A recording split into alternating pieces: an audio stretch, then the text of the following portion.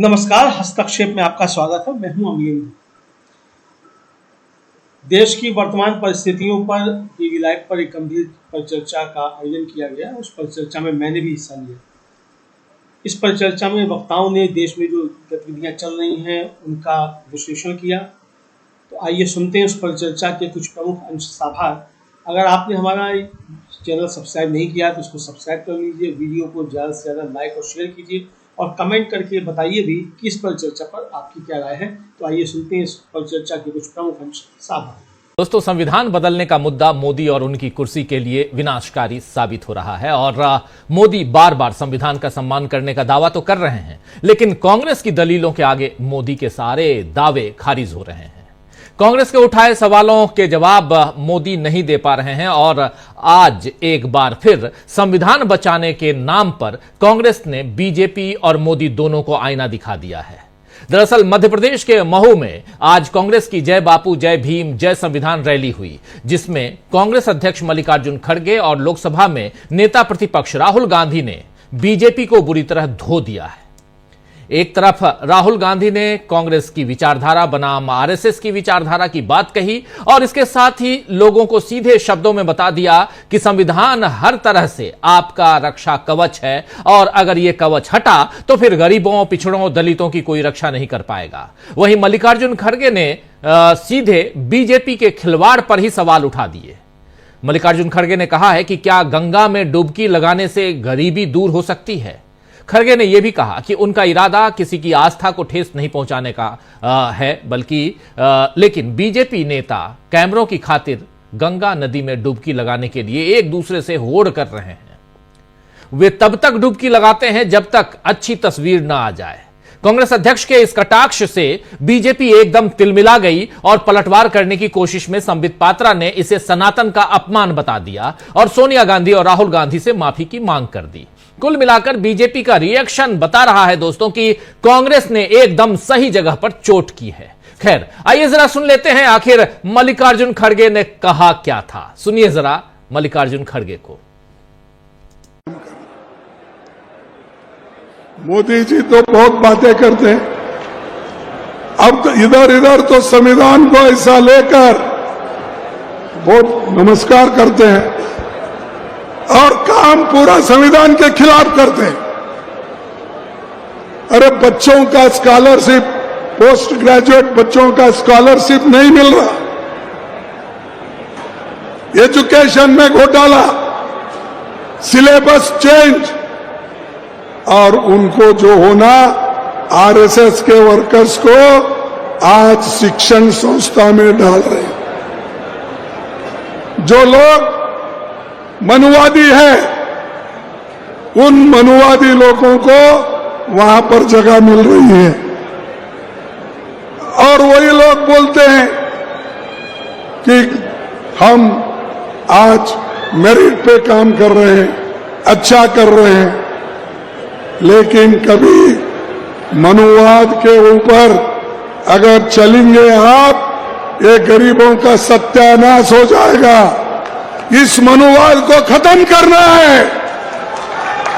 आप लोगों को एक होकर, नेहरू, बापूजी, जो इंदिरा गांधी जिन उसूलों पे चले, गरीबों के लिए उन्होंने जो काम किया, वो काम आपको आगे बढ़ाना है।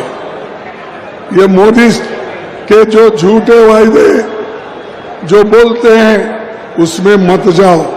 अरे भाई, गंगा में डुबकी लेने से गरीबी दूर होती क्या? आपको खाना मिलता पेट को। मैं किसी की आस्था के ऊपर ठोस नहीं लगाना चाहता हूं। अगर किसी को दुख हुआ तो मैं माफी चाहता हूं, लेकिन आप बताइए, अरे जब बच्चा भूखा मर रहा है, बच्चा स्कूल में नहीं जा रहा है, मजदूरों को मजदूरी नहीं मिल रही है, जब ये है तो ये लोग जाकर हजारों रुपए खर्च करके कंपटीशन पे डुबकियां मार रहे। कंपटीशन में एक डुबकी मारता दूसरा, और जब तक वो टीवी में अच्छा नहीं आता तब तक डुबकी मारते रहते। ऐसे लोगों से देश की भलाई होने वाले नहीं है। हमारी आस्था भगवान में है, कर सकते हैं। हर एक को आजादी है। तुम रोज पूजा करते हो, घर में हर आदमी हर महिला पूजा करके बाहर निकलती है, कोई एतराज नहीं है। हमको एतराज है गरीबों का जो शोषण हो रहा है धर्म के नाम पर, उनके खिलाफ हमको लड़ना है। तो यहां जोरदार प्रहार मल्लिकार्जुन खड़गे का, गरीबों का जो शोषण हो रहा है धर्म के नाम पर, उस पर यह बात कर रहे हैं यहां मल्लिकार्जुन खड़गे। और डुबकी की बात जब उन्होंने की तो उसके साथ साथ माफी भी मांगी, कह दिया साफ साफ कि अगर हम किसी की आस्था पर चोट नहीं पहुंचाना चाहते, अगर किसी की आस्था पर चोट पहुंची है तो उसके लिए हाथ जोड़कर माफी मांग रहे हैं मल्लिकार्जुन खड़गे। लेकिन आपने देख लिया कि संबित पात्रा सीधे आ गए और इतना ही नहीं, मल्लिकार्जुन खड़गे से ही नहीं बल्कि सोनिया गांधी और राहुल गांधी से कहने लगे कि सनातन के ऊपर प्रहार है, इसलिए माफी मांगिए। खैर, कांग्रेस अध्यक्ष मल्लिकार्जुन खड़गे ने अपने पार्टी के कार्यकर्ताओं से संविधान को बचाने के लिए एकजुट होने का आग्रह भी किया है और आग्रह करते हुए कहा है कि ऐसा ना होने पर दलितों, पिछड़ों, आदिवासियों और गरीबों को नुकसान होगा। वहीं राहुल गांधी ने भी आज अपने जाने पहचाने अंदाज में बीजेपी को घेरा है। हालांकि आप जानते हैं कि राहुल गांधी आज लगभग एक हफ्ते के बाद सार्वजनिक तौर पर दिखाई दिए हैं। उनकी तबीयत लगातार खराब थी, इसलिए वो बेलगावी की यात्रा, उस सभा में नहीं गए। बेलगावी में जो यही सभा थी, रैली थी इसी नाम से, जय बापू, जय भीम, जय संविधान के नाम पर जिसकी शुरुआत होनी थी,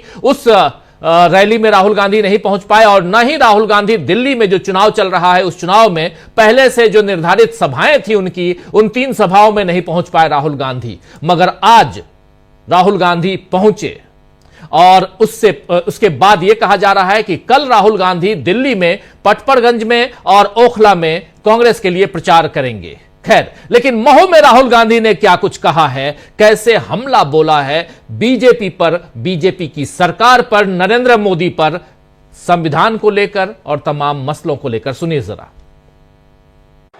भाई और बहनों, सबसे जरूरी बात यह अंबेडकर जी का जो संविधान है, जिसका अपमान कुछ दिन पहले मोहन भागवत जी ने किया। वो कहते हैं कि इस संविधान ने हमें आजादी नहीं दी, इस संविधान का आजादी से कोई लेना देना नहीं है, क्योंकि उनके मुताबिक आजादी ही नहीं थी। आजादी मोदी जी के आने के बाद हुई। इसका मतलब वो इस संविधान को नहीं मानते हैं। अंबेडकर जी के जिंदगी, अंबेडकर जी का जो खून पसीना था इस संविधान को बनाने के लिए, उसका सीधा मोहन भागवत ने अपमान किया है और इस पर आक्रमण किया है। कांग्रेस के जो कार्यकर्ता हैं, जिसको मैंने बब्बर शेर बोला, टाइगर, आपका काम इस संविधान की रक्षा करने का है। जहां भी आरएसएस के लोग, बीजेपी के लोग इस संविधान पर आक्रमण करते हैं, जहां भी वो गरीबों को कुचलने की कोशिश करते हैं, जहां भी वो कमजोरों को मारने की कोशिश करते हैं, कांग्रेस पार्टी के कार्यकर्ता को वहां जाकर पत्थर जैसे वहां जाकर खड़ा हो जाना चाहिए, चट्टान जैसे वहां खड़ा हो जाना चाहिए कि मैं नहीं होने दूंगा, मैं संविधान की रक्षा करूंगा। यह आपका मिशन है। मैं जानता हूं कि मध्य प्रदेश में आप दिल से लड़ते हो। मैं जानता हूं कि आप पर अत्याचार होता है, आप पर आक्रमण होता है, मगर आप पीछे नहीं हटते हो। दिल से मैं आपका धन्यवाद करता हूं, आपके परिवारों का धन्यवाद करता हूं, आपके बच्चों का धन्यवाद करता हूं कि आप हमारी विचारधारा के लिए लड़ते हो। गांधी जी की विचारधारा के लिए, अंबेडकर जी की विचारधारा के लिए, नेहरू जी की विचारधारा के लिए, संविधान के लिए। आप सबका दिल से बहुत बहुत धन्यवाद। नफरत के बाजार में मोहब्बत की दुकान खोलनी है और आप सब लोगों को मिलकर खोलनी है। धन्यवाद। जय हिंद। नमस्कार। तो यहां पर नफरत के बाजार में मोहब्बत की दुकान खोलनी है, राहुल गांधी कह रहे थे, और इसके साथ साथ संविधान की बात, और कह रहे हैं कि बीजेपी और संघ के लोग दलितों, आदिवासियों, पिछड़ों, अल्पसंख्यकों और गरीबों से उनके अधिकार छीनकर उन्हें फिर से गुलाम बनाना चाहते हैं। राहुल ने आज राम मंदिर के कार्यक्रम में और नई संसद का जो उद्घाटन हुआ उसमें देश की आदिवासी राष्ट्रपति को जाने नहीं देने पर भी निशाना साधा है। क्या कुछ कहा राहुल गांधी ने, सीधा सीधा हमला कैसे बोला है इस सरकार पर, नरेंद्र मोदी की सरकार पर, जरा वो भी सुन लीजिए। बीजेपी कहती है दूसरी आजादी मिली, सच्ची आजादी मिली। मैं आपसे पूछना चाहता हूं, राम मंदिर के उद्घाटन में आपने किसी गरीब व्यक्ति को देखा? आपने किसी मजदूर को देखा, किसान को देखा, पिछड़े वर्ग को देखा? आदिवासी राष्ट्रपति है, आदिवासी राष्ट्रपति को वो मंदिर में उन्होंने जाने ही नहीं दिया, अंदर जाने नहीं दिया।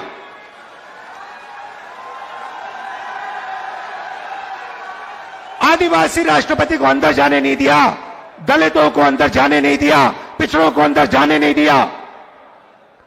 पार्लियामेंट का इनॉग्रेशन हुआ, राष्ट्रपति को अंदर नहीं जाने दिया। नरेंद्र मोदी हो अंदर नहीं आ सकते, ये सच्चाई है। तो रास्ता क्या है? सबसे पहले यह पता लगाना है कि इस देश में जो धन है, जो धन है उसका कितना भाग दलितों के हाथ में है, कितना आदिवासियों के हाथ में है, कितना पिछड़ों के हाथ में है, कितना गरीब जनरल कास्ट के हाथ में है, कितना माइनॉरिटीज के हाथ में है। मैं आपसे कह रहा हूं, मैंने पता लगाया, हिंदुस्तान के सबसे बड़े 500 बिजनेसमैन कंपनियों की मैंने लिस्ट निकाली। 500 सबसे बड़े जो है अरबपति हैं, टाटा, बिरला, अदानी, अंबानी।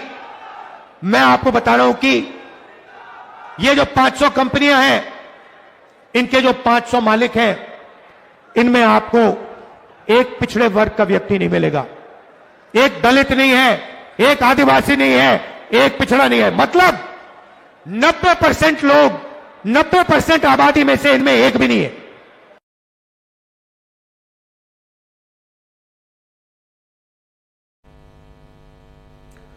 तो सुन रहे थे यहां पे राहुल गांधी सीधा सीधा हमला बोलते हुए। आज की इस रैली से एक खास तस्वीर यह भी सामने आई जिसमें बसपा के संस्थापक और दलितों के मसीहा कहे जाने वाले नेता काशीराम जी की बहन स्वर्ण कौर ने राहुल गांधी को अपना आशीर्वाद दिया। आइए जरा इस वीडियो को देखिए। काशीराम जी की बहन हैं और स्वर्ण कौर ये आई, राहुल गांधी के बगल में बैठी, अपना आशीर्वाद दिया राहुल गांधी को इन्होंने। ये आप देख रहे हैं काशीराम जी की बहन का राहुल गांधी के साथ खड़े होना कांग्रेस के लिए फायदेमंद साबित हो सकता है, क्योंकि दलित वोटर्स पर इसका प्रभाव पड़ेगा। वहीं बीजेपी को इसका नुकसान झेलना पड़ सकता है और साथ साथ मायावती जी को भी इसका नुकसान झेलना पड़ सकता है।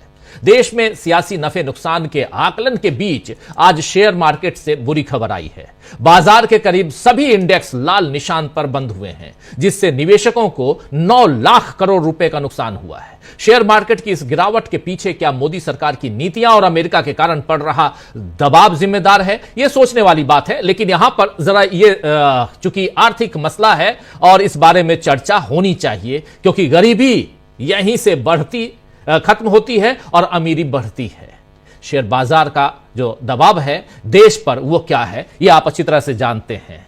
लेकिन इस न्यूज पॉइंट में हम शेयर बाजार की चर्चा नहीं करने जा रहे हैं, चर्चा इसी रैली की करने जा रहे हैं जिसमें राहुल गांधी सीधा हमला बोलते हुए नजर आए, जिसमें मल्लिकार्जुन खड़गे सीधा हमला बोलते हुए बीजेपी पर नजर आए, और साफ साफ दिखाई दे रहा है कि कांग्रेस ने आर पार की लड़ाई छेड़ दी है। संविधान के नाम पर कैसे बीजेपी फंसी हुई है, इन सब की हम चर्चा करते हैं, इसलिए क्योंकि जय बापू, जय भीम यानी महात्मा गांधी और डॉक्टर भीमराव अंबेडकर, बाबा साहब भीमराव अंबेडकर, और साथ में संविधान, अगर ये तीनों एक साथ हो तो बीजेपी तो परेशान होगी ही।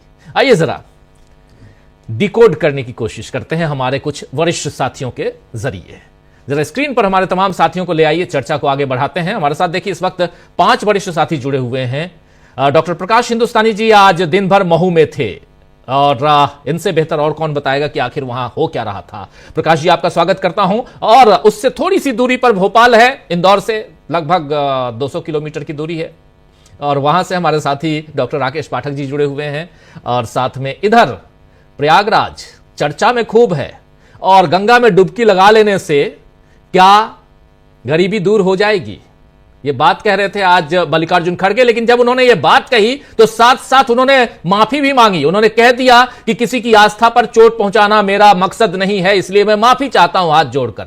और वहीं से जुड़े हुए हमारे साथी सुनील शुक्ला जी। सुनील जी, आपका भी स्वागत है। इधर दिल्ली से हमारे 2 साथी जुड़े हुए हैं, प्रशांत टंडन जी हैं और अमलेंदु उपाध्याय जी हैं। दिल्ली में जो गतिविधियां चल रही हैं आप सब अच्छी तरह से जानते हैं, उस पर पैनी निगाह हमारे दोनों साथी रखते हैं। आप पांचों का स्वागत है। स्वागत इस्तकबाल आप तमाम दोस्त साथी शुभचिंतक आप सबका, जो अब तक जुड़ चुके हैं उनका भी, जो जुड़ने वाले हैं उनका भी। सीधा आना चाहता हूं सबसे पहले डॉक्टर प्रकाश हिंदुस्तानी जी, आपके पास ही आना चाहता हूं। आखिर क्या था, क्या 2 लाख लोग की चर्चा कल हो रही थी, हमारी टीम भी थी, अब हमारी टीम वहां से निकल चुकी है, इसलिए मैं जोड़ नहीं पा रहा हूं क्योंकि रात की फ्लाइट से उनको वापस आना है। लेकिन इकरार थे वहां पे दिन भर उस कवरेज में, हम लोगों ने दिन भर कवरेज किया भी है, लाइव प्रसारण किया तमाम भाषणों का। लेकिन आप चूंकि वहां मौजूद थे, कितनी भीड़ थी, क्या था, भीड़ का आकलन कैसे, और साथ साथ लोगों के विचार आपने बात किए होंगे वो भी, और जो भाषण आपने सुने। डॉक्टर प्रकाश हिंदुस्तानी जी। राजीव जी, महू में इसके पहले भी जब राहुल गांधी भारत जोड़ो यात्रा पर थे, तब भी उन्होंने महू में इसी तरह रैली को संबोधित किया था और डॉक्टर आंबेडकर की प्रतिमा पर पुष्पांजलि अर्पित करने गए थे। आज भी ये काम उन्होंने किया। आज भी खड़गे जी साथ में थे, खड़गे जी भी दोनों कार्यक्रमों में थे उनके साथ। आज के जो बहु प्रतीक्षित कार्यक्रम था, पूरे मध्य प्रदेश कांग्रेस के एक हो गई थी। इसके लिए अच्छी बात यह रही कि इस आयोजन के लिए मध्य प्रदेश कांग्रेस में एकजुटता रही, पूरी कांग्रेस एक हो गई। जो कहते हैं कि कांग्रेस के ये अलग गुट है, ये अलग गुट है, वो सारे लोग एक साथ थे। आम लोगों की बात करें तो लोगों को भी ये बात बहुत अच्छी लगी कि कार्यक्रम दिन में था। राहुल गांधी 15 मिनट लेट पहुंचे, लेकिन 15 मिनट तो ठीक है, चल जाता है। और दिन में कार्यक्रम होने पर लोगों ने बड़ा सुकून महसूस किया, क्योंकि ठंड का समय है तो लोगों को धूप में घाम सेकने का मौका मिला, तो उन्हें बहुत अच्छा लगा। चूंकि आयोजकों को इस बात का अंदाज था कि क्या क्या हो सकता है, इसलिए उन्होंने भोजन की व्यवस्था भी की थी। ऐसा दावा है कांग्रेस के नेताओं कि हमने 2 लाख लोगों के लिए भोजन बनाया है। अब ये पता नहीं कितने लोग आए होंगे, लेकिन निश्चित ही बड़ी संख्या में लोग आए, क्योंकि जिस जगह ये आयोजन था, राहुल गांधी का भाषण था, वो था रसलपुरा, एक गांव, इसके पास ही हमें हिल स्टेशन है। इंदौर और महू के बीच में ये जगह है, और वहां से कुछ ही 4-5 किलोमीटर दूर ही बाबा साहब आंबेडकर का जन्म स्थान है। तो इसकी भूमिका ये कि जगह ये ऐसी थी। और महू की आबादी 1 लाख से ज्यादा है। महू के पास पीतमपुर की आबादी 1.5 लाख है, राऊ की आबादी लगभग 1.5 लाख है। तो 4 लाख लोगों के बीच में यह आयोजन हुआ था। और जितने लोग इस कार्यक्रम में मैदान में थे, उससे ज्यादा लोग सड़क पर थे, क्योंकि ये मार्ग महू इंदौर या महू मंडलेश्वर मार्ग है, ये स्टेट हाईवे है। तो वहां बड़ी संख्या में पूरे रास्ते में लोग रुके हुए थे। जो इंदौर महू के डेली ट्रेवलर है, उन्होंने, कई लोगों ने ये सोचा कि बहुत भीड़ होगी, ट्रैफिक जाम होगा, तो लोगों ने ट्रेन से जाना पसंद किया महू, लेकिन यातायात चलता रहा। जो उत्साह लोगों में देखने को मिला वो वाकई अच्छा था। लोगों को उम्मीद थी कि राहुल गांधी इसी तरह का जोरदार भाषण देंगे, संविधान की बात करेंगे। राहुल गांधी ने संविधान की बात की, SC ST के मुद्दे पे बात की, भाजपा की नीतियों की बात की, जो दावे करती थी कि हम 400 सीटें पार आएंगे तो संविधान बदल देंगे। तो राहुल गांधी ने इस पर भी निशाना बनाया। और RSS तो राहुल गांधी के भाषण में हमेशा से ही निशाने पर रहता है, तो आज भी उन्होंने RSS पर निशाना साधा। जातिगत जनगणना के बारे में बताया और यह भी कहा कि जातिगत जनगणना होगी तो हम 50% आरक्षण की दीवार को तोड़ देंगे, उससे ज्यादा आगे जाएंगे। कांग्रेस के, मध्य प्रदेश कांग्रेस के जीतू पटवारी ने कार्यक्रम में यह कहा कि मध्य प्रदेश में सभी सीटों पर बीजेपी जीती है, लेकिन ये पहली और आखिरी बार हुआ है, अगली बार ऐसा होगा नहीं। और हम आपको वादा करते हैं राहुल जी की ऐसा नहीं होगा। ये बात उन्होंने कही। और अच्छी बात यह रही कि इस कार्यक्रम में रेवंत रेड्डी थे, सुक्खू जी थे, सुखविंदर जी, इसके अलावा कमलनाथ थे, दिग्विजय थे, बाला बच्चन थे, उमंग सिंघार, काशीनाथ जी के बहन तो थी ही, जयराम रमेश, वेणुगोपाल, शैलजा, सुरजेवाला, ये सब तमाम लोग थे। अच्छी व्यवस्था की बात करूं, क्योंकि भाषण तो आपने दिखा दिया, मैं बता रहा हूं कि कैसे व्यवस्था की गई थी। तो 2 मंच बनाए गए थे और जिस मंच पर राहुल गांधी थे उस मंच पर करीब 200 कुर्सियां रखी थी। विशाल काय मंच था ताकि अधिक से अधिक लोगों को एकोमोडेट किया जा सके, क्योंकि ये निश्चित ही कांग्रेस चाहेगी कि इसका फायदा उसे अगले चुनाव में मिले, उसकी तैयारी भी इसे कही जा सकती है। और एक दूसरा मंच बनाया गया जहां कांग्रेस के तमाम पूर्व पदाधिकारी, वर्तमान पदाधिकारियों के लिए जगह थी कि वे वहां जाके बैठे।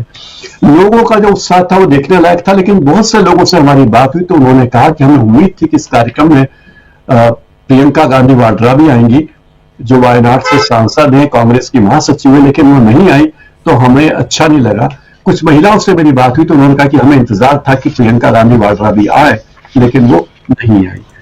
राहुल गांधी ने जब अपना भाषण शुरू किया तो उसी अंदाज में किया, उसी जोश में किया और उसी तरीके से समापन किया। नफरत के बाजार में मोहब्बत की दुकान से उन्होंने अपनी बात खत्म की। राहुल गांधी ने बड़ी कंपनियों को के बारे में बताया कि सरकार ने 16 लाख करोड़ रुपए बड़ी कंपनियों के मालिकों को के टैक्स फ्री कर दिए हैं और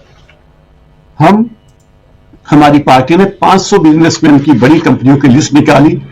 इन 500 मालिकों में एक भी पिछड़े वर्ग का, दलित या आदिवासी नहीं है, यानी 90% आबादी में से एक भी आदमी पिछड़े वर्ग का या दलित या आदिवासी नहीं है।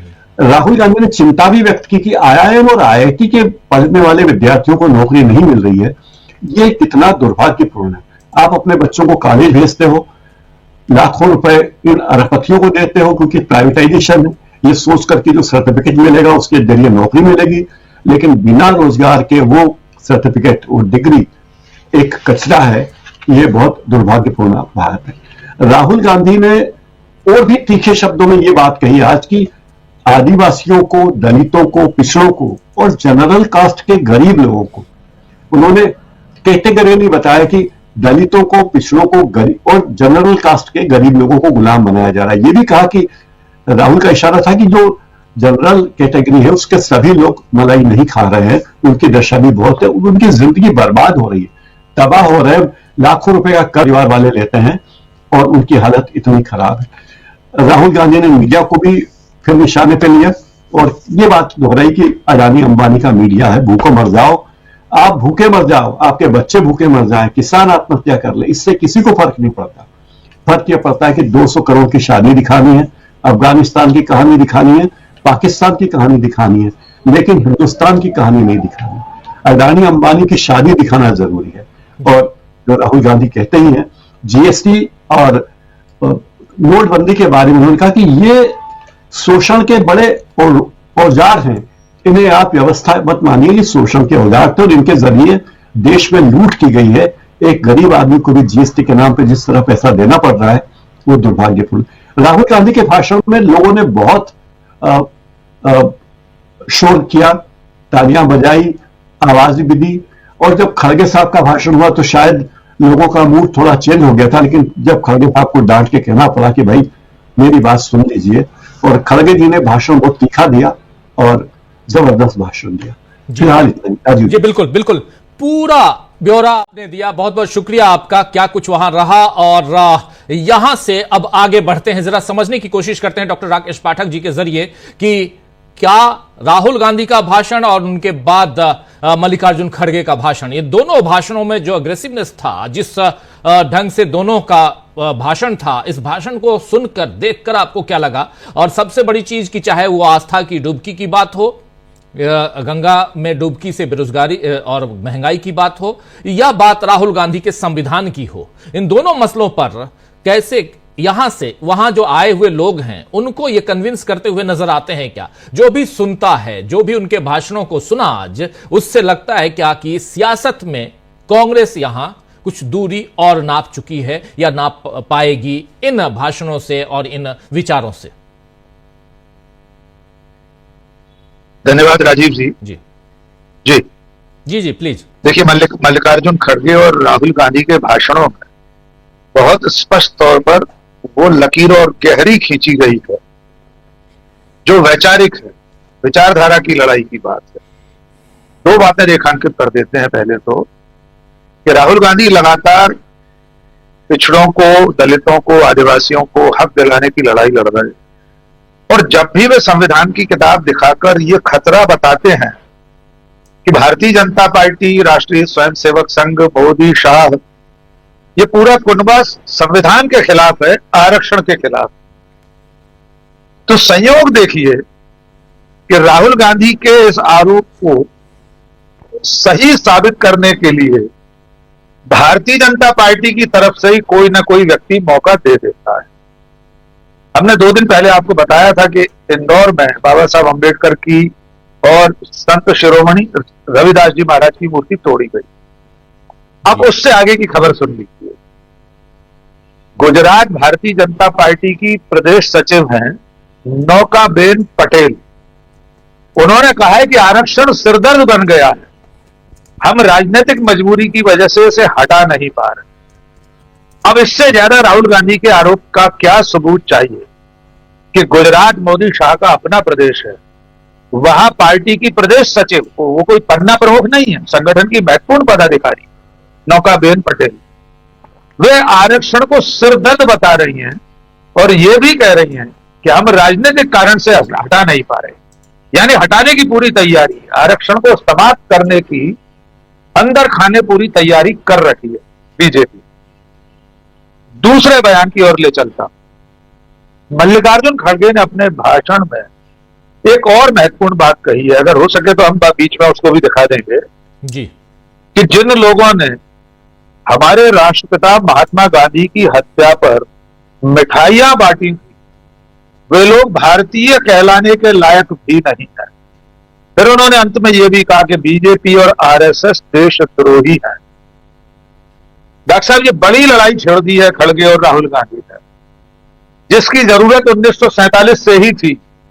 यदि सरदार पटेल ने बैन किया था गांधी जी की हत्या के बाद, इसका उल्लेख भी किया मल्लिकार्जुन खड़गे ने कि राष्ट्रपिता की हत्या के बाद सरदार पटेल ने संघ पर बैन लगाया। लेकिन यह वैचारिक लड़ाई अगर कांग्रेस ने उस समय के नेताओं ने शुरू में 50 साल लड़ ली होती तो आज देश को यह नहीं भुगतना पड़ता। जिस खतरे की तरफ राहुल गांधी, मल्लिकार्जुन खड़गे और कांग्रेस देश को आगाह कर रहे हैं, उसकी एक पदचाप और हाल में सुन ली गई।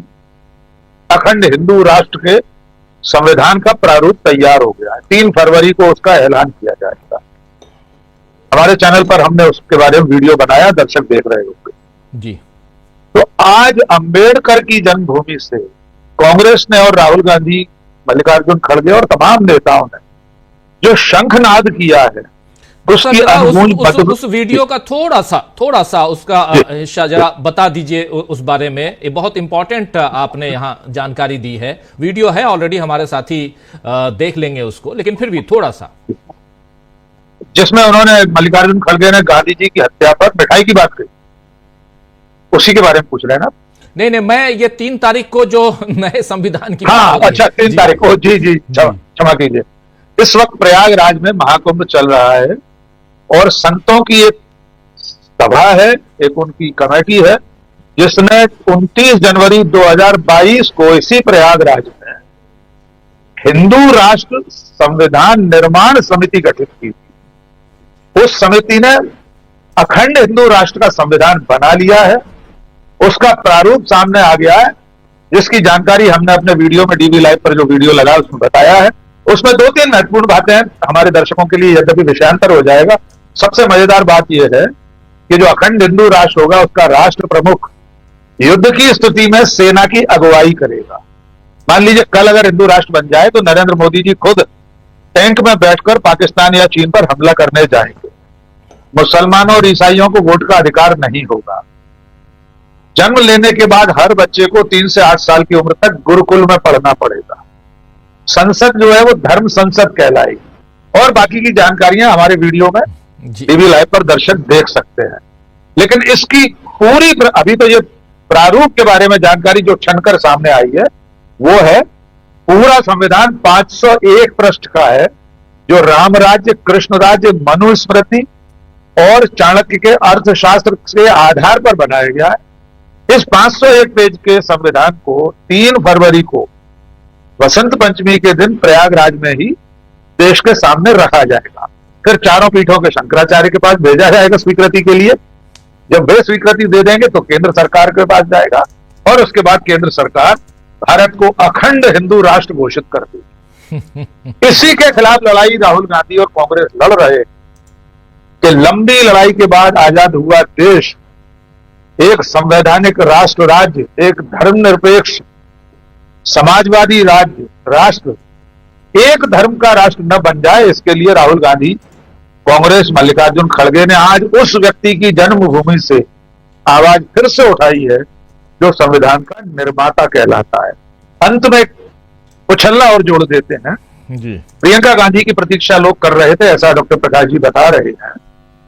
प्रियंका गांधी आज नहीं आई थी, इसके बावजूद मध्य प्रदेश के मुख्यमंत्री डॉक्टर मोहन भागवत ने उन्हें क्षमा कीजिए, डॉक्टर मोहन यादव ने उन्हें याद किया।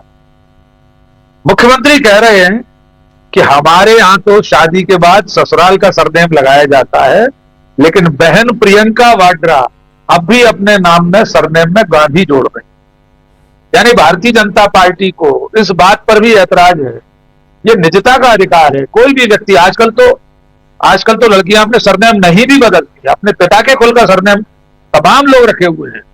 मेरी अपनी बड़ी बेटी ने अपने नाम में अब तक पाठक रखा हुआ है शादी के बावजूद, लेकिन डॉक्टर मोहन यादव को प्रियंका गांधी के सरनेम में गांधी शब्द पर आपत्ति है। ये आज का बयान है। जी राजीव जी, बिल्कुल। संवैधानिक पद पर बैठे हुए लोग ऐसी बात अगर करते हैं तो फिर दुख होता है कि आखिर संविधान की रक्षा वो क्या करेंगे। खैर, प्रशांत टंडन जी के पास आऊं, लेकिन प्रशांत जी, उनसे पहले जो अभी डॉक्टर राकेश पाठक जी जिस बयान के बारे में कह रहे थे, जिस भाषण के उस अंश के बारे में जो मल्लिकार्जुन खड़गे का जिक्र हो रहा था, जरा उसको सुन लेते हैं, फिर आता हूं प्रशांत टंडन जी आपके पास। फिर हमारे साथ सुनील शुक्ला जी भी हैं और प्रयागराज का जिक्र भी उन्हीं के भाषण में है, मल्लिकार्जुन खड़गे के भाषण में, जरा उनको भी उस पर भी चर्चा हम करेंगे। लेकिन पहले सुन लेते हैं मल्लिकार्जुन खड़गे के इस बाइट को, इस भाषण को। और महात्मा गांधी जी ने यह कहा था और वल्लभ भाई पटेल ने इनको उस वक्त जब गांधी जी को ये लोग गोली मारे, उनकी मृत्यु किए, तो उस वक्त वल्लभ भाई पटेल, जरा खामोश बैठो भाई, तुम्हारा जोश बाद में दिखाओ, चुनाव में उसमें 4 फरवरी 1948 को एक पत्रकार के सामने उन्होंने कहा, गांधी जी की मृत्यु पर आरएसएस वालों ने जो हर्ष प्रकट किया और मिठाई बांटी, उससे विरोध और भी बढ़ गया। इन हालात में सरकार की आरएसएस के खिलाफ कदम उठाने के अलावा कोई और रास्ता नहीं बचा। ये वल्लभ भाई पटेल बोले। इस आरएसएस को उन्होंने इसको बंद करने का ऑर्डर दिया। वही वल्लभ पटेल के और नेहरू जी के बीच में ये लोग झगड़ा लगाते हैं। अरे भाई, वल्लभ पटेल ने बोला कि जो लोग गांधी जी को मारे, हमारे नेता को खत्म किए, उनको मैं कभी छोड़ूंगा नहीं, वो बैन करूंगा। तो आरएसएस को उन्होंने बैन कर दिया, वल्लभ भाई पटेल। और ये लोग बोलते हैं, आरएसएस के लोग ये बोलते हैं, अभी भी बीजेपी के लोग बोलते हैं। भाइयों, मैं सच बात ये बताना चाहता हूं, नेहरू जी भी बहुत गुस्से में थे। उन्होंने ये कहा था, मैं आपके सामने रखना चाहता हूं। उन्होंने क्या कहा था, हमें मिलजुल कर रहते हुए भीषण सांप्रदायिक के उस विषय का नाश कर देना चाहिए। हमें मिलजुल कर रहते हुए भीषण सांप्रदायिक के उस विषय का नाश कर देना चाहिए जिसने हमारे युग के सबसे महान पुरुष को मार डाला। और एक बार पढ़ता हूं, सांप्रदायिकता के उस विषय का नाश कर देना चाहिए जिसने हमारे युग के सबसे महान पुरुष को मार डाला।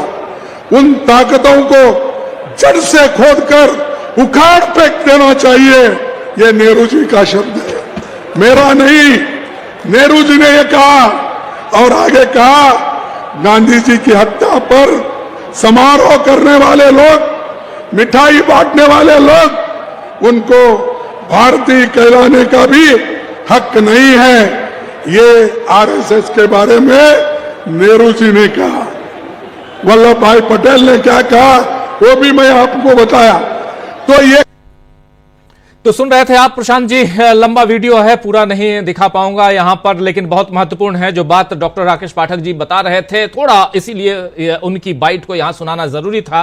मल्लिकार्जुन खड़गे साहब सीधा हमलावर, सीधा आर पार की लड़ाई के मूड में यहां साफ दिखाई देते हैं। क्या कुछ कहेंगे आप प्रशांत जी मल्लिकार्जुन खड़गे के भाषण को, और उनसे पहले राहुल गांधी ने जो भाषण दिया? आज राहुल के भाषण में भी वेरिएशन था, हालांकि कुछ चीजें जो रिपीट करते हैं वो रिपीटिशन और जरूरी भी है, क्योंकि जब आप जाति आधारित जनगणना की बात करेंगे, सामाजिक न्याय की बात करेंगे, तो कुछ बातें रिपीट होंगी। लेकिन सबसे बड़ी चीज की बहुत कुछ यहां नयापन उनके भाषण में भी आज जब पूरा भाषण सुनिए तो नजर आता है।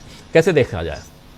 जी देखिए, डॉक्टर अंबेडकर की जन्मभूमि से आज जो मल्लिकार्जुन खड़गे और राहुल गांधी की टीम ने किया है, ये नई राजनीति को जन्म दे रहा है। और ये नई राजनीति में कुछ चीजें मैं एक्सप्लेन करूं कि डॉक्टर अंबेडकर और संविधान, इन दो चीज से बीजेपी का एकाधिकार छीन लिया कांग्रेस ने, और इस पे दोबारा कभी भी बीजेपी, नरेंद्र मोदी और आरएसएस वापस इस पे कब्जा अब नहीं कर पाएंगे। डॉक्टर अंबेडकर को वो ओन करने की कोशिश करते रहे, लेकिन डॉक्टर अंबेडकर का विमर्श के साथ कुछ चीजें हैं जिसको बीजेपी, आरएसएस कभी भी नहीं कह सकती है, जो मल्लिकार्जुन खड़गे और राहुल गांधी कर रहे हैं। केवल डॉक्टर अंबेडकर की फोटो और माला चढ़ाने से नहीं होगा रसमलाई जी। डॉक्टर अंबेडकर के विमर्श के साथ एक बहुत जरूरी शब्द है मनुवाद, और मनुवाद पे हमला नरेंद्र मोदी कभी भी नहीं कर पाएंगे, आरएसएस कभी भी नहीं कर पाएगी। तो आज महू से, और हमें पहले से भी यह है, लेकिन आज उस पे एक बड़ा मील का पत्थर है कि राहुल गांधी और मल्लिकार्जुन खड़गे की टीम ने नरेंद्र मोदी से एक बड़ा पॉलिटिकल नैरेटिव छीन लिया है, और वो कभी भी अब इनके पास वापस नहीं आ सकता। तो और उसके साथ दूसरी एक चीज है जो साथ में ये लोग कहते हैं कॉर्पोरेट। तो कॉर्पोरेट, मनुवाद, सामाजिक न्याय, आरक्षण, ये बातें अब मोदी जी नहीं कह पाएंगे, कभी भी नहीं कह सकते हैं। तो इसलिए इस विमर्श पे कभी भी कंट्रोल नहीं कर पाएंगे। वो केवल कहानियां सुनाएंगे कि नेहरू जी ने ये किया और नेहरू जी ने वो किया, और वो इतिहास की घटनाओं को तोड़ मरोड़ के पेश करने की बात, लेकिन वो नहीं कर पाएंगे। दूसरा एक विमर्श जो बीजेपी के साथ एक आता है, जो राहुल गांधी और मल्लिकार्जुन खड़गे लगातार बात करते हैं, मोहब्बत की दुकान।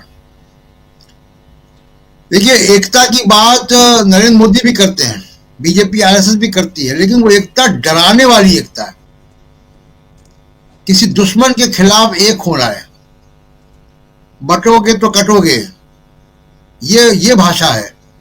वो एकता उनकी कंडीशनल है, उनका सामाजिक सौहार्द कभी भी नहीं हो सकता। एक शब्द जो सामाजिक सौहार्द है वो कभी मोदी जी नहीं बोल पाएंगे। तो मोदी जी के हिस्से से एक बड़ा पॉलिटिकल विमर्श खींच लिया उन्होंने। अब संविधान को खतरा है, आरक्षण को खतरा है, मनुवाद है, डॉक्टर अंबेडकर, इन सब पे अब कांग्रेस का कंट्रोल है। यहां से कांग्रेस को क्या करना है कि अब इस पॉलिटिकल नैरेटिव को इलेक्शन के मशीनरी में कन्वर्ट करना है। बीजेपी और नरेंद्र मोदी के पास अभी जो बचा है जिस सहारे वो चल रहे हैं वो कॉर्पोरेट सपोर्ट और इलेक्शन की मशीन, बीजेपी को चुनाव लड़ने की मशीन उन्होंने बना दिया है। तो चुनाव लड़ने की मशीन वो भी तब जबकि इलेक्शन कमीशन साथ हो, कोर्ट साथ हो, कॉर्पोरेट मीडिया साथ हो, ऑफिशियल मशीनरी साथ हो। ये मशीन उनके साथ है, प्लस कॉर्पोरेट सपोर्ट है। उसके अलावा जो पॉलिटिकल विमर्श है वो अब मोदी जी के पास नहीं बचा है, हिंदुत्व का नारा नहीं बचा। मैं दिल्ली का एग्जांपल देता हूं आपको। दिल्ली में पहले एक नैरेटिव लेकर आए ये लोग अरविंद केजरीवाल के खिलाफ, शीश महल नहीं चला, उसको विड्रॉ कर लिया गया। उसके बाद ये नफरत का लेकर आए मार्केट में और योगी आदित्यनाथ को लगाया, वो बुलडोजर लेकर आ गए यहाँ पे, बुलडोजर को भी दिल्ली ने वापस भेज दिया।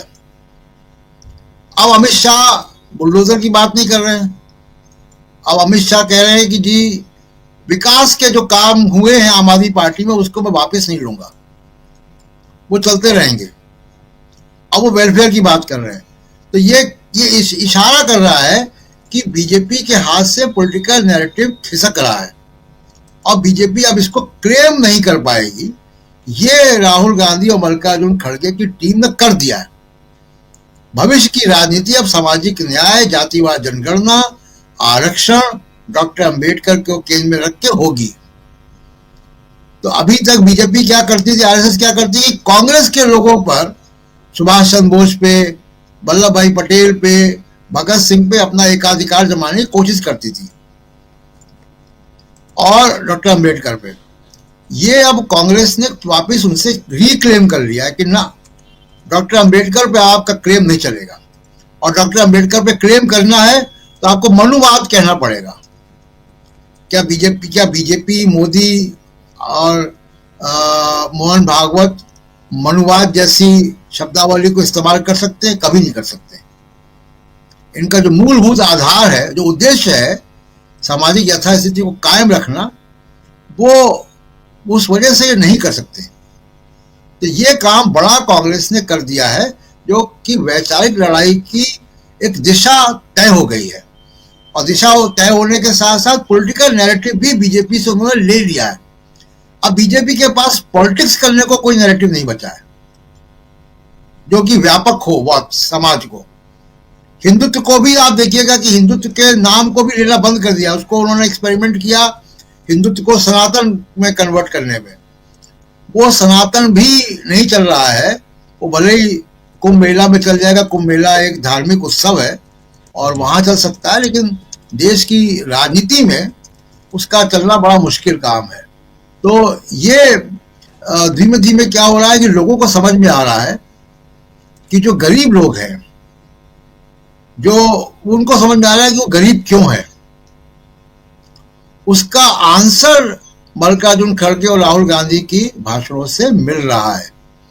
दूसरा एक बहुत बड़ा जो वर्ग है, जो महत्वाकांक्षी है, जो एस्पिरेशनल है, उसको एक दिशा मिल रही है, और वो दिशा ये है कि उसको अपना हिस्सा चाहिए देश के संसाधनों पे। उसको ये समझ में आ रहा है कि वो भी टैक्स देता है जी, टैक्स का पैसा कहाँ लगता है। तो इन सब चीजों पे कांग्रेस पार्टी ने बीजेपी से एक बड़ा विमर्श छीनने में कामयाबी हासिल कर ली है, और ये विमर्श अभी तक कांग्रेस के पास नहीं था। कांग्रेस गरीब की लड़ाई लड़ती थी, गरीब के नाम पर वोट भी चुनाव में जीत के आ जाती थी, लेकिन डॉक्टर अंबेडकर के विमर्श को लेकर अब कांग्रेस ने बहुत निर्णायक तौर से ये तय कर दिया है कि डॉक्टर अंबेडकर उनका विमर्श, अब कांग्रेस उसके साथ है। बीजेपी वहां पे एंट्री अभी नहीं कर सकती है, चाहकर भी नहीं कर सकती है, क्योंकि वो शब्दावली जो है वो बीजेपी कभी इस्तेमाल नहीं कर सकती। जी राजीव, बिल्कुल बिल्कुल आप सही कह रहे हैं। एक अलग नैरेटिव सेट करते हुए कांग्रेस पार्टी यहां नजर आती है, और सबसे बड़ी चीज कि चाहे राहुल गांधी हो, और उससे भी बड़ी बात कि मल्लिकार्जुन खड़गे का जो आज का भाषण था, सुनील शुक्ला जी आपके पास आना चाहता हूं, उसी एग्रेसिवनेस, उसी नोट पे, उसी पिच पे, जिस पिच पे राहुल गांधी भाषण दे रहे थे, देकर आए थे, और फिर मल्लिकार्जुन खड़गे भाषण देने आए, वहां राहुल गांधी के सामने मल्लिकार्जुन खड़गे 20 नजर आए, हर लहजे से देखा जाए तो, क्योंकि वहां सबसे बड़ी चीज थी कि राहुल गांधी का अपना भाषण, अपना तरीका, अपना अंदाज है जिसको सब हम सब जानते हैं, लेकिन मल्लिकार्जुन खड़गे का यह अंदाज बहुत कम देखने को मिलता है जिस अंदाज में आज उन्होंने भाषण दिया। अगर वो कह रहे हैं कि गंगा में डुबकी लगाने से गरीबी नहीं मिट सकती, तो साथ साथ ये भी कह रहे हैं कि मैं किसी की आस्था पर चोट पहुंचाने के लिए यह बात नहीं कह रहा हूं, माफ कर देना। ये छोटी बात नहीं हो सकती, और इसीलिए यहां बीजेपी उनसे माफी न मांगने का आग्रह करते हुए कह रही है बीजेपी कि सोनिया जी और राहुल जी माफी मांगिए, सनातन का अपमान किया है मल्लिकार्जुन खड़गे ने। क्या कुछ कैसे देखते हैं आप इन दोनों भाषणों को? और साथ साथ यहां से जो बात हमारे तीनों साथी कह रहे थे और अभी प्रशांत टंडन जी भी कह रहे थे कि कैसे यहां कांग्रेस एक नई पिच तैयार करते हुए और बीजेपी से आगे निकलते हुए दिखाई देती है। धन्यवाद राजेश जी। अगर भारतीय जनता पार्टी के प्रवक्ता यह कह दे कि गंगा में नहाने से गरीबी दूर हो जाती है तो माफी मांग लेनी चाहिए कांग्रेस के नेताओं को। अगर उनको अरविंद केजरीवाल साहब के इस बयान पे आपत्ति नहीं है कि भारतीय मुद्रा पर लक्ष्मी गणेश की प्रतिभा छाप देने से अर्थव्यवस्था ठीक हो जाएगी, तो निश्चित रूप से राहुल गांधी और सोनिया गांधी को माफी मांग लेनी चाहिए। इन दोनों बयानों के पक्ष में वो खड़े हो जाए, वो कहे कि नहीं साहब, बिल्कुल गंगा में नहाने से, पवित्र नदियों में स्नान करने से गरीब से ही गरीबी दूर होगी। इस कम से कम उसके पक्ष में तो खड़े हो। सवाल इस बात का है कि कोई इस मल्लिकार्जुन खड़गे ने तो नहीं कहा कि नहीं, उन्होंने तो कोई आह्वान किया नहीं कि जो लोग गंगा में स्नान कर रहे हैं, संगम में स्नान कर रहे हैं, पवित्र नदियों में स्नान कर रहे हैं, उनका बहिष्कार किया जाए। तो उन्होंने बिल्कुल नहीं कहा। उन्होंने कहा यह सरकार का काम नहीं है। सरकार का काम है देश के सब जनता के सामने जो समस्याएं मौजूद हैं उसका समाधान खोजना। और इस सरकार के सामने सबसे बड़ी चुनौती है इस देश की गिरती हुई अर्थव्यवस्था, पढ़े लिखे युवाओं के सामने रोजगार की समस्या, किसानों को उनकी उपज की अच्छी कीमत, उस पर तो बात करते ही नहीं है। अगर आप हिंदू राष्ट्र की बात करेंगे या हिंदू राष्ट्र की बात करने वालों के खिलाफ कोई आप कार्रवाई नहीं करेंगे तो अपने आप में यह है कि आप संविधान के खिलाफ है। भारत का संविधान तो हिंदू राष्ट्र की बात करता नहीं। भारत का संविधान तो किसी भी धर्म विशेष की पैरवी में नहीं खड़ा होता। वो एक धर्मनिरपेक्ष संविधान है और प्रत्येक भारतीय नागरिक को अपने धार्मिक मान्यताओं और अपने धार्मिक विश्वासों के अनुकूल जीवन जीने का अधिकार प्रदान करता है। तो अगर आप हिंदू राष्ट्र की बात करते हैं, हिंदू राष्ट्र के साथ खड़े बात करने वालों के खिलाफ आप कोई कार्रवाई नहीं करते बल्कि उनके पक्ष में दिखाई पड़ते हैं, तो आप संविधान के खिलाफ है, आप अम्बेडकर के खिलाफ है, संविधान की मंशा के खिलाफ है, लोकतंत्र के खिलाफ है। आप भले कुछ भी कहते रहे, हमारा संविधान मनुस्मृति के आधार पर तो नहीं चलता। हमारा संविधान लोकतंत्र के कुछ मूल्य हैं उनके अनुसार चलता है। या तो आप उसका विरोध कीजिए और या तो फिर आप कहिए कि हम संविधान के अनुकूल नहीं है। जो बात आज की रैली में राहुल गांधी ने कही, मल्लिकार्जुन खड़गे साहब ने कही, मल्लिकार्जुन खड़गे के मुंह से निकली बात ज्यादा दमदार है। जब वे बात कहते हैं, एक तो उनका स्टेचर है किसी बड़ी पार्टी के राष्ट्रीय, देश के सबसे पुरानी पार्टी के राष्ट्रीय अध्यक्ष है। दूसरी चीज की एक ऐसा व्यक्ति है, ऐसी पृष्ठभूमि से भी वो आते हैं जिनको जो ताकत मिली है वो संविधान से मिली है, उनको मनुस्मृति से ताकत नहीं मिली है। उनको हिंदू राष्ट्र बनने से कोई फायदा नहीं मिलता। इसलिए उनका आक्रामक होना और उनका तथ्यपरक बात करने से यह पूरी कांग्रेस की इस बात की धार और तेज हो गई। राहुल गांधी तो इस विषय पर लगातार बोल रहे हैं और उन्होंने अपने विषय को कहीं बदला नहीं। अभी हम लोग बात कर रहे थे कि हिंदू राष्ट्र की बात किया गया कुछ साधु संतों के द्वारा। कौन से उसमें साधु संत ऐसे हैं जिनके बारे में हम में से किसी को याद हो, जिनको आप पहले से जानते हो?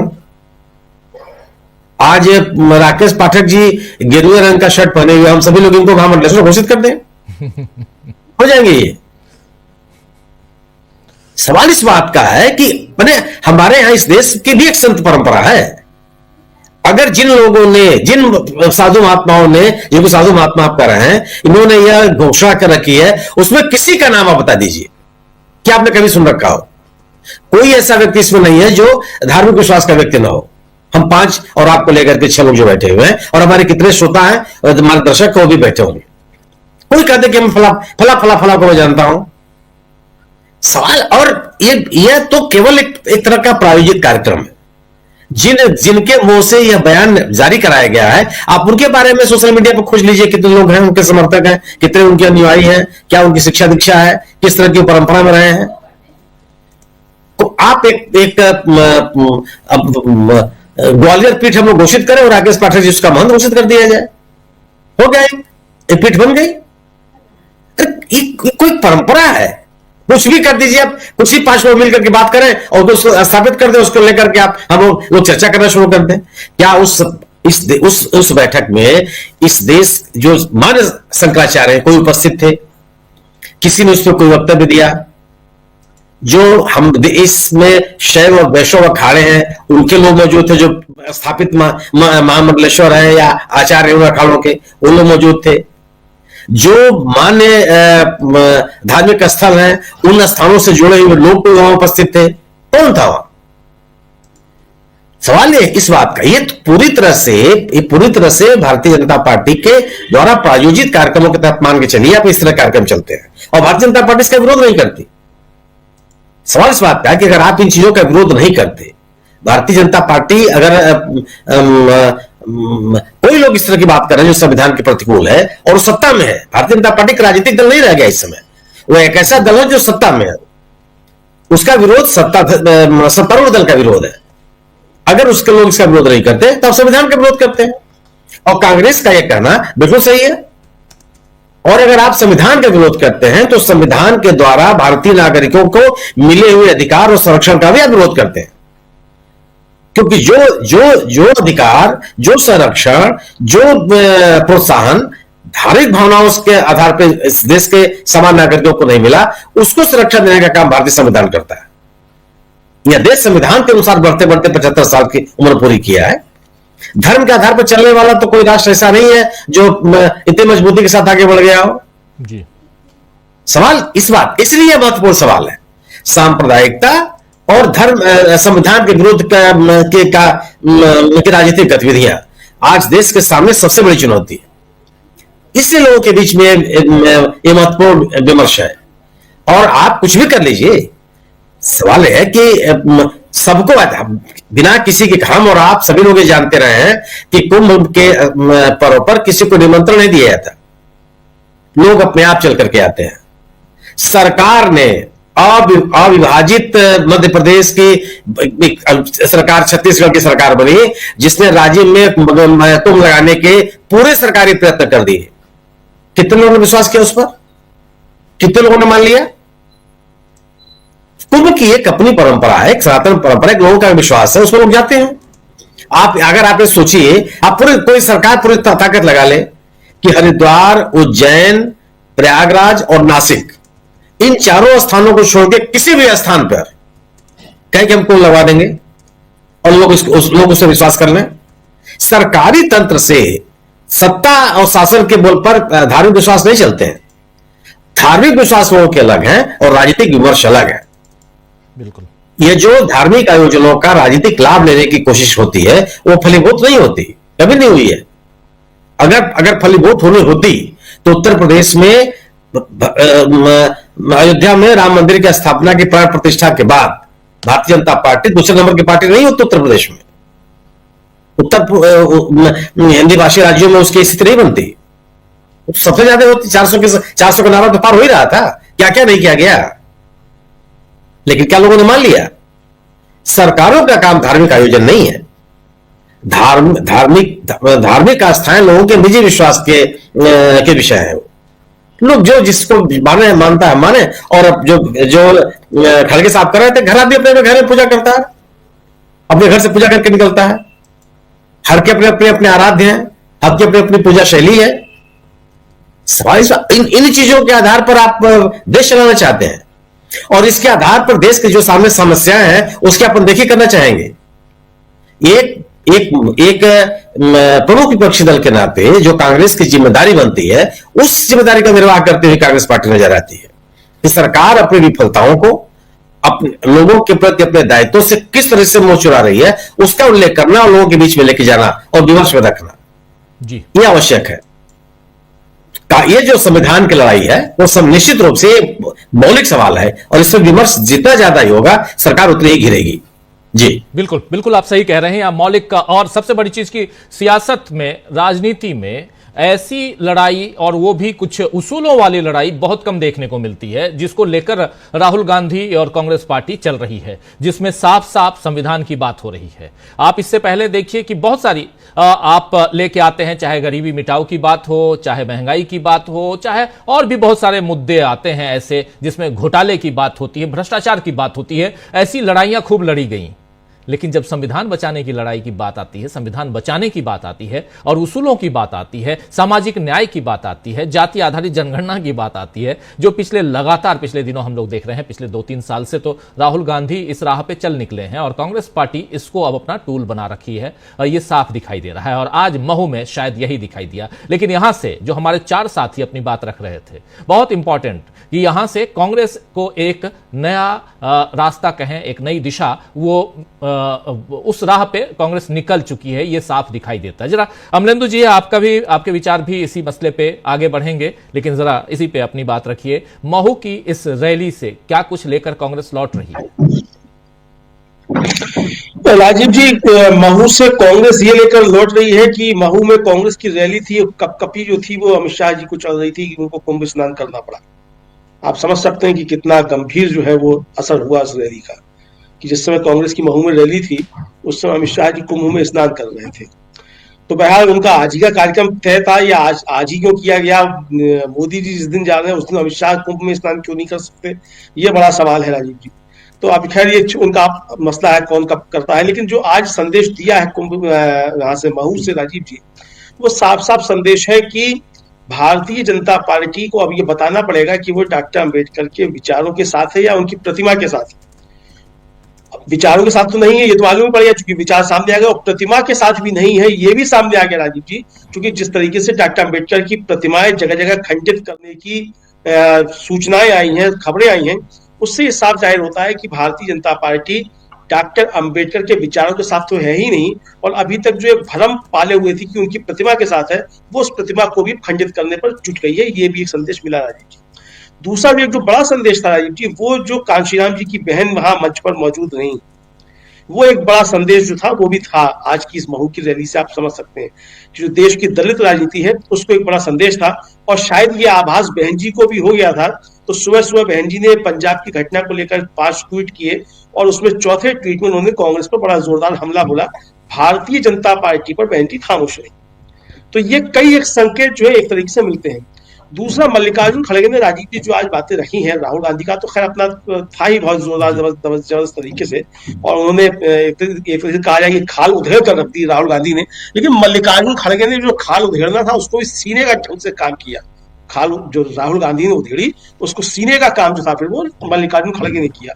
और तमाम ऐतिहासिक दस्तावेजों को सामने रखते हुए मल्लिकार्जुन खड़गे ने जो बातें रखी हैं, भारतीय जनता पार्टी के पास अगर इसके कोई जवाब हो तो भारतीय जनता पार्टी दे। भारतीय जनता पार्टी बताए कि सरदार पटेल ने प्रतिबंध क्यों लगाया था आरएसएस पर, और क्या भारतीय जनता पार्टी सरदार पटेल की इसीलिए पूजा करती है कि आरएसएस पर प्रतिबंध लगाया था सरदार पटेल ने? बताए भारतीय जनता पार्टी। भारतीय जनता पार्टी बताए कि मनुवाद को लेकर डॉक्टर अम्बेडकर के क्या विचार हैं, भारतीय जनता पार्टी उसके साथ खड़ी है कि नहीं खड़ी है। इसी तरीके से डॉक्टर अम्बेडकर ने मनुस्मृति जलाई थी। भारतीय जनता पार्टी जब अमित शाह ने अपमान किया बाबा साहब डॉक्टर भीमराव अम्बेडकर का, और उसके बाद जब अमित शाह जी ने प्रेस कॉन्फ्रेंस की तो उन्होंने कहा कि मैं उस पार्टी से आता हूं जो बाबा साहब का अपमान कर ही नहीं सकती। तो हमने मान लिया बात कि भारतीय जनता पार्टी बाबा साहब का अपमान कर ही नहीं सकती। तो क्या भारतीय जनता पार्टी भी अब मनुस्मृति दहन दिवस मनाएगी? बाबा साहब जिस दिन जलाई थी मनुस्मृति, तो भारतीय जनता पार्टी मनाएगी। यानी कुल मिलाकर राजीव जी जो वैचारिक लड़ाई अब एक जो आ रही है, मतलब जो अब तक जो थी वो एकदम बिल्कुल सतह पर आ रही है, और तमाम राजनीतिक दलों के सामने भी अब ये बात होगी कि उनको भी पाला तय करना पड़ेगा कि आप किस पाले में खड़े हुए हैं, फेंस के इस पार हैं या फेंस के उस पार हैं। यानी भारतीय जनता पार्टी की जो नीतियां हैं उनके आप विरुद्ध हैं या आप संविधान के साथ हैं, ये आपको सबको तय करना पड़ेगा। तो अब ये तय करने का समय भी दूसरे लोगों के लिए भी आ गया है। तो राहुल गांधी और मल्लिकार्जुन खड़गे ने राजीव जी आज महू की रैली से सिर्फ लकीर जो है वो भारतीय जनता पार्टी के लिए नहीं खींची है, उन दलों के लिए भी खींची है जो खुद को भारतीय जनता पार्टी का विरोधी होने का दावा करते रहते हैं, लेकिन पिछले दरवाजे से या कहिए कि चोरी छुप के जो है वो भारतीय जनता पार्टी की किसी ना किसी तरीके से मदद करते हुए दिखाई पड़ते हैं। तो संविधान के मसले को लेकर और अमित शाह ने जिस तरीके से बाबा साहब डॉक्टर भीमराव अम्बेडकर का अपमान किया, इन दोनों मसलों पर ऐतिहासिक दस्तावेजों के साथ आज कांग्रेस ने एक बड़ी लकीर खींचते हुए ये तय कर दिया है कि भारतीय जनता पार्टी को भी बताना पड़ेगा कि आप बाबा साहब डॉक्टर भीमराव अम्बेडकर के किन किन सिद्धांतों के साथ हैं। अब जो बता रहे थे आज, जैसे दिन ने सुबह एक ट्वीट किया उन्होंने, शिवराज सिंह चौहान ने, कि खड़गे जी आप जाएं और राहुल जी आप जाएं तो बाबा साहब की उस पर जरूर जाइएगा, स्मारक पर जरूर जाइएगा। तो पहले से ही कार्यक्रम तय था, लेकिन शिवराज सिंह चौहान को यह भी बताना चाहिए था कि जो एनसीआरबी के आंकड़े हैं, के आंकड़ों के अनुसार उस समय दलितों पर अत्याचार के मामले में मध्य प्रदेश अव्वल था और दलित महिलाओं पर अत्याचार के मामले में भी अव्वल था। ये एनसीआरबी के आंकड़े हैं। दूसरा, जो राहुल गांधी जिस बार बार घटना का जिक्र करते हैं राजीव जी की, वो आदिवासियों के सिर पर पेशाब करते हैं भारतीय जनता पार्टी कार्यकर्ता, तो मुझे ध्यान पड़ता है कि उस समय तो शिवराज सिंह चौहान ही मुख्यमंत्री थे। तो यानी बहुत सारी चीजें जो है वो आज स्पष्ट हो गई हैं और भारतीय जनता पार्टी के सामने अब बचकर निकलने के रास्ते कम बचे हैं। संसद का सत्र शुरू होने वाला है, जाहिर सी बात है कि संसद में भी अब बातें राजीव जी ये उठेंगी जो आज महू की रैली से संदेश दिया गया है। बिल्कुल, महू की रैली से क्या कुछ संदेश दिया गया, इस पर हम चर्चा कर रहे हैं। और इसके अलावा कांग्रेस पार्टी की राजनीति किस दिशा में जा रही है और क्या देश की सियासत, जिसमें नरेंद्र मोदी की एक अपनी सियासत है, जिस बल पर वो तीसरी बार प्रधानमंत्री हैं, क्या उसके सामने कांग्रेस पार्टी की ये सियासत जो है वो टिक पाएगी? जरा आप इस बात को थोड़ा आगे बढ़ाते हैं। डॉक्टर राकेश पाठक जी, पहले आपके पास ही आना चाहता हूं, क्या कुछ लगता है आपको इन्हीं सवालों के साथ?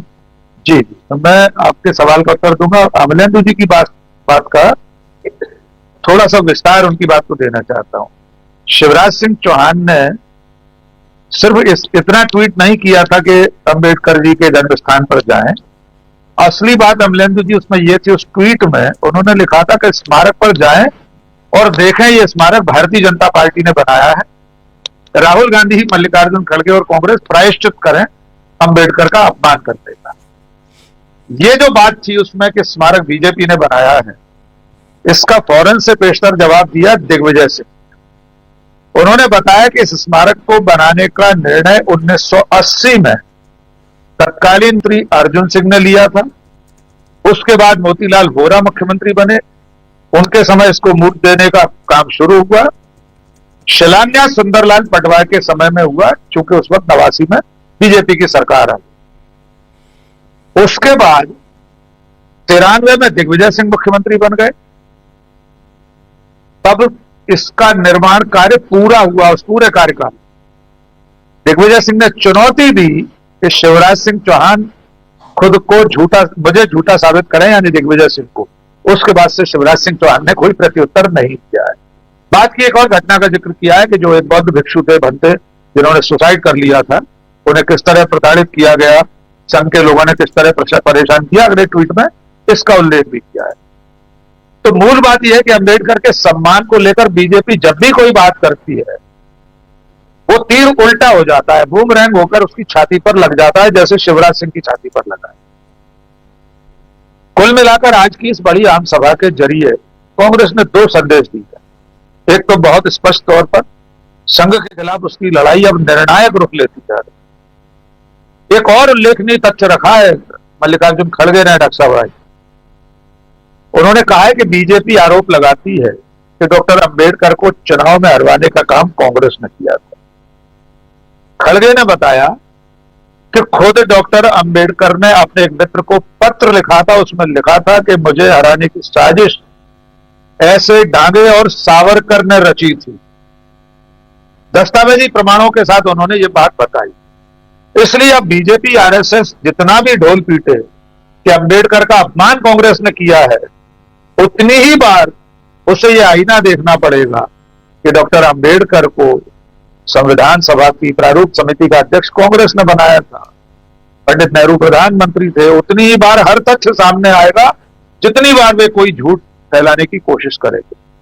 दूसरा संदेश जो शुरू में प्रकाश जी ने कहा था, मैं उसको थोड़े से संक्षेप में समेट देता हूं। कांग्रेस पार्टी का मध्य प्रदेश का जो संगठन है, जो लगातार 2 हार के बाद 2023 का विधानसभा चुनाव, फिर 2024 में सूपड़ा साफ 29 की 29 सीटें, जीतू पटवारी ने आज इसकी जिम्मेदारी ली है। इसके लिए राहुल गांधी से, कांग्रेस पार्टी से माफी मांगी है कि हम सारी सीटें हार गए, लेकिन अब ऐसा नहीं होगा। अपने वरिष्ठ नेताओं के साथ तालमेल भी उनका दिखा। आज के इस आयोजन ने यह बता दिया कि कुछ दिनों पहले ही जीतू पटवारी ने कांग्रेस में कुटबाजी के कैंसर को रेखांकित किया था। उसका इलाज करने के लिए पार्टी तैयार है और अब मिलजुल कर आगे बढ़ने की कोशिश कर रहे हैं। अभी हाल फिलहाल कोई चुनाव है नहीं मध्य प्रदेश में, न विधानसभा है न लोकसभा चुनाव है, लेकिन हाँ, पार्टी अगर इसी गति से लगी रही तो शायद जीतू पटवारी अपनी बात को साबित कर पाए। जी राजीव, बिल्कुल बिल्कुल। यहाँ कांग्रेस पार्टी, थोड़ा ये समझने की कोशिश हम कर रहे हैं। डॉक्टर राकेश पाठक जी, आप जो बातें कह रहे हैं थोड़ा इसको और आगे बढ़ाते हैं डॉक्टर प्रकाश हिंदुस्तानी जी के जरिए। प्रकाश जी, क्या आपको भी लगता है कि कांग्रेस जिस राह पे चल रही है, कांग्रेस की जो आज की जो राजनीति है, इस राजनीति में सफलता आपको दिखाई देती है, या नरेंद्र मोदी के सामने उनकी पार्टी की जो नीतियां और इस जो चुनौतियां हैं खासकर कांग्रेस के सामने, उस पर संविधान, जाति आधारित जनगणना, सोशल इशूज जो हैं वो ये सब हावी होते हुए दिखाई देता है क्या, ये सारे इशूज? राजीव जी, कांग्रेस की इस संविधान रैली से बीजेपी में जो हड़कंप मचा होगा उसका अंदाज इस बात से लगाया जा सकता है कि मध्य प्रदेश के मुख्यमंत्री मोहन यादव बिना किसी कार्यक्रम के अचानक कल महू चले गए और उन्होंने बाबा साहब अम्बेडकर की प्रतिमा का पर हाथ चढ़ाया, उन्हें धोख दिया, नमन किया, जबकि उनका कोई ऐसा कार्यक्रम था नहीं कि वे महू भी जाएंगे और बाबा साहब अम्बेडकर की जन्मस्थली पर जाएंगे। इसका मतलब यह कि बीजेपी को लगता है कि अगर राहुल गांधी और खड़गे जी जैसे लोग महू आए तो बीजेपी को उसकी तैयारी करनी चाहिए। तो मोहन यादव ने, जो मुख्यमंत्री, उन्होंने ये एक कदम उठाया कि हम ये काम करें ताकि ये ना लगे कि हम बाबा साहब के समर्थक नहीं है, बाबा साहब को मानने वाले नहीं है। एक बात तो ये। दूसरा, जो भंते की आत्महत्या की कहानी है, जो अभी जिसका जिक्र राकेश पाठक जी ने किया, भंते जी हमारे भी मित्र थे और उनकी आत्महत्या से जितना व्यथित हम हुए, क्योंकि उन्होंने इस स्मारक को के सुचारू संचालन के लिए वहां लोग आए, दर्शन करें। और अगर आप वहां जाएंगे राजीव जी, तो आप ये पाएंगे कि जिस तरह प्रयागराज में लोग भक्तिभाव से आते हैं, इससे वहां पे लोग बसें लेके, ट्रक में 50-50 लोग बैठ के अपना गैस सिलेंडर और आटा दाल लेके वहां आते हैं, सामने ट्रक खड़ा करते हैं, मैदान में खाना बनाते हैं, खाते हैं, नमन करते हैं और जाते हैं। तो यहां जो लोग दर्शन आते हैं बस के दर्शन के लिए, वे कोई 1 लाख रुपए के टेंट में रहने वाले लोग नहीं है। ये वे लोग हैं जो महाराष्ट्र से, कर्नाटक से, दूर दूर से आते हैं। तो ऐसे आस्था के केंद्र में जब नाम जुड़ता है कि कांग्रेस की सरकारों ने इसकी पहल की, इसे बनाने की कोशिश की, तो आप एक और विचित्र उदाहरण देखेंगे राजीव जी कि महू के पास एक जगह है जाना पाव, एक पहाड़ी स्थान है, कहा जाता है कि वहां परशुराम का जन्म हुआ। तो मध्य प्रदेश के मुख्यमंत्री रहते शिवराज सिंह चौहान ने वो पूरी जगह सुरक्षित वन क्षेत्र में है, सुरक्षित वन क्षेत्र है, वहां कोई निर्माण कार्य नहीं हो सकता। वो सेना का इलाका, बेरछा का जो महू के पास सेना की जो कमान है, वो वहां निशानेबाजी का अभ्यास करती है बेरछा में। उस जगह पर एक पूरी सड़क बना दी गई पूरी पहाड़ी पे और जंगल काट दिए गए और कहा गया कि साहब ब्राह्मण लोग नाराज न हो जाएं अगर हमने बाबा साहब अम्बेडकर के नाम पर बड़ा स्मारक बनाया। तो इस बात का भी जिक्र कीजिए, करना चाहिए बीजेपी को कि हम बाबा साहब अम्बेडकर को एक इवेंट मानते हैं, एक घटना मानते हैं। हमें लगता है कि बाबा साहब के लिए अगर हमने कुछ कर दिया तो उससे हमें वोट का फायदा मिलेगा, तो हमें ब्राह्मणों के लिए भी कुछ करना चाहिए। तो बड़ी इस तरह की भावनाएं जो बीजेपी वाले उड़ाते हैं वो बड़ी विचित्र है। जो अभी आज मल्लिकार्जुन खड़गे साहब ने पत्र बताया, बाबा साहब के पत्र की प्रतिलिपि वो लेके आए थे, उन्होंने दिखाया अपने तमाम श्रोताओं को कि, और उन्होंने कहा कि ये पत्र बाबा साहब ने अपने हाथ से लिखा है, ये टाइप किया हुआ पत्र नहीं है। टाइप किया हुआ पत्र में कोई कह सकता है कि बाबा साहब ने ये किसी और ने टाइप करके लिख दिया, लेकिन बाबा साहब के हाथ का पत्र और ये दस्तावेज, ये बात भी हुई। तीसरी बात यह कि कांग्रेस के कार्यकर्ता इससे उत्साहित हैं और उनमें एक नया जोश आया है। उन्हें लगता है कि बदलाव की बयार तो अब चली है और मध्य प्रदेश में आगे जाकर जब भी चुनाव होंगे, जब भी होंगे, उसका संदेश तो जाएगा ही। और पूरे देश में दलितों को, पिछड़ों को, अल्पसंख्यकों को एक संदेश जरूर जाएगा महू का। यह महू की केवल महू की नहीं कि महू आए राहुल गांधी और खड़गे और अन्य नेता आए और उन्होंने महू में कार्यक्रम किया। ये इसका संदेश पूरे देश में जाएगा और सबसे पहले तो इसका संदेश दिल्ली में जाएगा, जहां 32% अल्पसंख्यक और दलित मतदाता है। तो मुझे लगता है कि राहुल गांधी का ये जो संदेश है ये अच्छा है।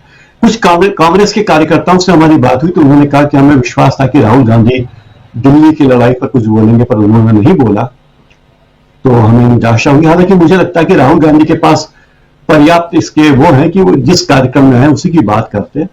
अब कल जब वे दिल्ली में भाषण देंगे तब पता चलेगा कि कांग्रेस किस दिशा में जा रही है। बिल्कुल आप सही कह रहे हैं, कांग्रेस किस दिशा में जा रही है। दिल्ली की अगर बात करें तो दिल्ली में इधर आज फाइनली डोनाल्ड ट्रंप से प्रधानमंत्री नरेंद्र मोदी की बातचीत हो गई है। एक लंबे इंतजार के बाद मोदी जी का नंबर आ गया और उन्होंने बात की और उसके बाद मोदी जी जो हैं वो बहुत खुश हैं और उन्होंने ट्वीट किया है। खुश होकर जब ट्वीट किया तो ट्वीट में लिखा क्या है उन्होंने, वो लिख रहे हैं कि अपने परम मित्र राष्ट्रपति डोनाल्ड ट्रंप से बात करके बहुत खुशी हुई, उन्हें उनके ऐतिहासिक दूसरे कार्यकाल के लिए बधाई दी। हम पारस्परिक रूप से लाभकारी और विश्वसनीय साझेदारी के लिए प्रतिबद्ध हैं। हम अपने लोगों के कल्याण और वैश्विक शांति, समृद्धि और सुरक्षा के लिए मिलकर काम करेंगे। ये बात कही है प्रधानमंत्री नरेंद्र मोदी ने। बहुत खुश हैं वो। आज की रात अच्छी रात बीतेगी नरेंद्र मोदी जी की। लेकिन आना चाहता हूं जरा प्रशांत टंडन जी आपके पास। नरेंद्र मोदी जी उधर अमेरिका के राष्ट्रपति से बात करके खुश हैं, लेकिन जो पैगाम इधर मल्लिकार्जुन खड़गे और राहुल गांधी ने दिया है वो कितना असरकारी हो सकता है बीजेपी के ऊपर? देखिए, पहली बात तो ट्रंप जब अब दूसरे दौर में आए हैं, दूसरे बारी में, तो ये वो वाले ट्रंप नहीं जिनके पोस्टर को बजरंग के लोग केक खिलाते थे बर्थडे में। वो नए ट्रंप हैं, नए विचारधारा के साथ आए हैं। देखिए, ट्रंप की कोई विचारधारा नहीं है। बहुत जल्दी, पिछली बार वो इस्लामोफोबिया के घोड़े पे सवार होकर आए थे, वो घोड़ा उन्होंने अस्तबल में बांध दिया है। अब उनके पास दूसरे मुद्दे हैं और वो मुद्दे वो बता भी चुके हैं। विदेश मंत्री को भी सामने बैठा के अमेरिका के विदेश मंत्री ने बता दिया कि उनके मुद्दे क्या है। तो ट्रंप पे बात होगी। लेकिन जो आप सवाल पूछ रहे हैं, देखिए, मैं और हमारे तमाम साथी लोग भी, हम लोग पॉलिटिकल मूवमेंट्स को, कैंपेन्स को अध्ययन करते हैं। जब इतनी पॉलिटिकल एनालिसिस करते हैं तो उसको अध्ययन भी करते हैं और पूरी दुनिया के पॉलिटिकल मूवमेंट्स के अध्ययन करते हैं कि कहाँ पे राइट विंग आ रहा है, कहाँ लेफ्ट विंग आ रहा है, कौन कहाँ जीत रहा है, कहाँ पे समाजवादी जीत रहा है, कहाँ पे कौन सा विमर्श जीत रहा है। आप मुझसे ट्रंप के बारे में पूछेंगे, मैं ट्रंप के बारे में ही बता दूंगा, उसकी चर्चा मैं करूंगा। तो उस आधार में कह रहा हूं कि कोई एक बड़ा राजनीतिक उद्देश्य या आंदोलन या मूवमेंट जब चलता है तो उसके बड़े उद्देश्य होते हैं। उस तरह वो मूवमेंट चलता है। जैसे बीजेपी का मूवमेंट चला राम मंदिर से आगे और वो वहां पहुंचा जहां उसको पहुंचना था। अब जो मूवमेंट है सामाजिक न्याय का, डॉक्टर अंबेडकर के इर्द गिर्द का विमर्श है, इस पे मैं कहूंगा कि जो बड़ा उद्देश्य है, आज कांग्रेस ने और खड़गे और राहुल गांधी की टीम ने उसका पहला मील का पत्थर तो पार कर लिया है। अब वो विमर्श उनके कंट्रोल में है। सामाजिक न्याय के विमर्श की ओनरशिप अब कांग्रेस की है। वो ओनरशिप उन्होंने बीजेपी से ले ली है और डॉक्टर अंबेडकर के इर्द गिर्द जो विमर्श है उसकी भी ओनरशिप अब मल्लिकार्जुन खड़गे और कांग्रेस की टीम के पास है। ये पहला बड़ा पड़ाव कांग्रेस ने वहां पे अपना टेंट गाड़ दिया है। अब आगे क्या करना है? आगे इनको इस विमर्श के हिसाब से अपनी पार्टी को तैयार करना है और इस विमर्श की इलेक्टोरल पॉलिटिक्स, चुनावी राजनीति को के कलपुर्जे तैयार करने हैं। जब ये हो जाएगा तो उनको 2029 का भी इंतजार करने की आवश्यकता नहीं राजीव जी।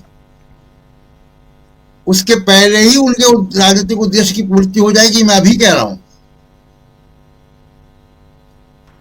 तो जो बहुत से जो एनर्जी पैदा हो रही है उसको अगर थोड़ा सा हिस्सा भी दिल्ली के चुनाव में अगर लगा दें कांग्रेस पार्टी, तो आप देखिएगा कि नतीजे बहुत ही आश्चर्यजनक आ सकते हैं अभी भी। दूसरी एक बात जो ट्रंप की आपने बात छेड़ी, जो मैं कांग्रेस पार्टी के लिए भी कहना चाहता हूं। देखिए, जैसा राहुल गांधी के खिलाफ पूरा कॉर्पोरेट मीडिया है, अमेरिका का भी जो मुख्य धारा का मीडिया वो ट्रंप के खिलाफ था, अभी भी खिलाफ है। लेकिन ट्रंप ने उस मीडिया के बरक्स एक समानांतर विमर्श पैदा किया सोशल मीडिया के को इस्तेमाल करके, और वो सोशल मीडिया अपना सोशल मीडिया नहीं, ट्रंप ने सोशल मीडिया के उन सारे इन्फ्लुएंसर्स के साथ काम किया जो यंग लोगों में, यूथ में अमेरिका के, ट्रंप की जो इमेज इस मेन स्ट्रीम मीडिया ने एक बनाई थी उसके विरुद्ध उसने दूसरी एक इमेज बना दी। और वो उस पूरे ट्रंप के मीडिया मैनेजमेंट को कांग्रेस पार्टी को अध्ययन करना चाहिए कि ये कैसे किया ट्रंप ने। मेरी भी अमेरिका के पत्रकारों से बात होती, वो भी बड़ा आश्चर्यचकित है। लेकिन जब मैं देखता हूं बारीकी से कि क्या किया ट्रंप ने और कहां कहां से मिलियन मिलियन व्यूज आए, कैसे वो इस विमर्श के खिलाफ लड़े वो जी, तो एक उसमें मेथड दिखाई देता है।